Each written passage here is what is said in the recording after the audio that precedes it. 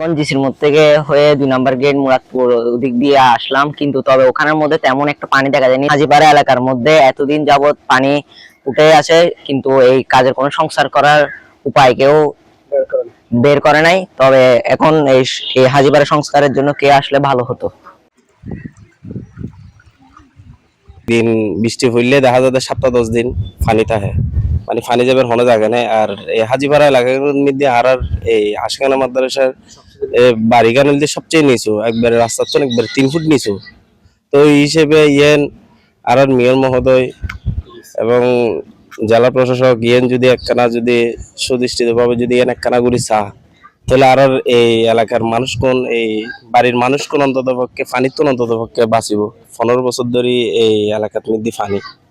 তো সমাধান মধ্যে বলতে আসলে ব্যাকুণ তো আসলে যোগাযোগ করে আসলে কেউ তো আসলে বালাগুড়ি এর এই জিনিস কেনার তো বালাগুড়ি কেউ তো নসার আসলে।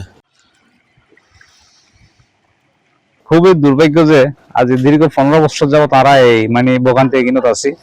একটু বৃষ্টি হইলে এখন মানে মেঘ হইলে বৃষ্টি পরিবার আগে আরো একটা পানি উঠে যাবে, মানে এই চারিমিকে আর খালো হাত চলের জলাবদ্ধতা এখানে হাড়ে নদে। তো এই এক ফসলা বৃষ্টি হওয়ার সাথে সাথে কিন্তু আর রাস্তাঘাট ডুবি যার গই, মানুষজন অসুবিধা যার গই, কুয়াশা স্কুল নিতে অসুবিধা যার গই, মসজিদে যাইতে হস্ত যার গই।